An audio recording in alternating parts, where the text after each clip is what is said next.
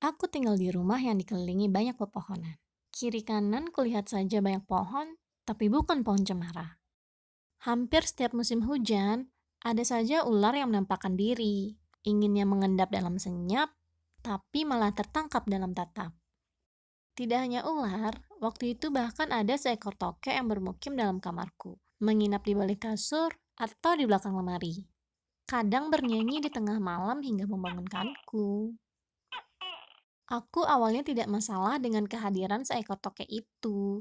Jadi, aku biarkan saja dia merayap dari satu dinding ke dinding yang lain. Tapi lama-kelamaan jumlahnya semakin bertambah. Yang awalnya hanya seekor tokek yang terlihat seperti masih remaja, tiba-tiba saja waktu itu ada kehadiran seekor tokek kecil bersamanya. Pada awalnya aku kira hanya bertambah satu. Sampai pada suatu pagi, aku terbangun dengan melihat pemandangan 3 ekor tokek yang saling kejar-kejaran. Geli sekali rasanya kalau harus mengingat itu. Meski demikian, aku tetap tidak mempermasalahkan keberadaan para tokek itu, karena sebelum kedatangan mereka, pernah ada beberapa tokek lain yang juga sempat menghuni kamarku.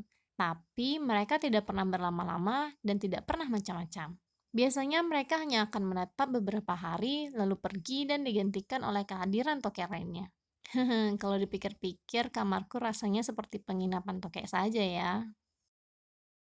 Karena melihat tingkah para tokek-tokek terdahulu, jadi aku pikir kali ini keluarga tokek itu juga hanya akan menetap sejenak dan tidak macam-macam. Tapi ternyata aku salah besar. Waktu itu, tumben-tumbenan aku terbangun di pagi hari sebab suara berisik yang tak biasa. Ketika membuka mata, tahu-tahu ada 2 tokek yang cukup besar sedang bertarung. Waktu melihat mereka, aku tiba-tiba berasumsi kalau pertarungan itu terjadi dalam rangka perebutan tempat. Aku mengenali salah satu tokek itu adalah anggota dari keluarga tokek yang baru, dan satunya lagi adalah penghuni lama yang telah kembali. Tapi entahlah, aku tidak begitu yakin. Kalau diingat-ingat, maaf sebelumnya, aku bukan bermaksud rasis pada tokek. Tapi seingatku wujud dari para tokek itu mirip-mirip. Oleh sebab itu, aku sangat kesulitan untuk membedakan mereka. Di sisi lain, aku juga tidak berani untuk menatap mereka lama-lama. Tapi ya, kita anggap saja kalau 2 tokek yang bertengkar waktu itu adalah penghuni lama dan penghuni baru. Supaya ceritanya lebih seru. Oke, lalu setelah beberapa saat bertengkar, mereka lantas sama-sama menyelinap ke belakang kasurku. Pagi itu akhirnya aku hanya mengabaikan mereka karena aku tidak ingin ikut campur masalah pertokekan.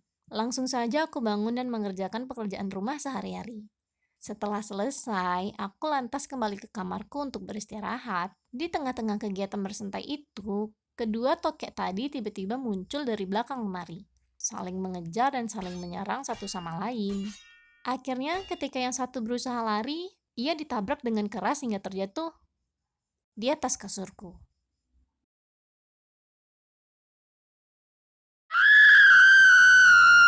Mendengar teriakanku, tokek yang terjatuh itu pun lantas bersembunyi ke balik bantal, dan yang satunya menyelinap ke balik kasur. Wah, karena ketakutan, aku lantas memanggil bapak untuk membantu mengusir tokek yang terjatuh di kasurku. Iya, pada akhirnya hanya tokek itu yang terusir, sedangkan tokek yang satunya tidak terusir karena ia tiba-tiba menghilang waktu ritual pengusiran itu dilakukan.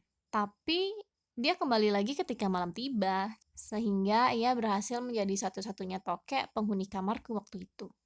Aku tidak begitu yakin tokek mana yang akhirnya memenangkan sengketa tempat itu, karena aku masih tidak bisa membedakan mereka. Tapi ya, menurut asumsiku, sepertinya si penghuni lamalah yang memenangkannya. Karena sejak saat pengusiran itu terjadi, tokek-tokek kecil yang lain juga tidak terlihat.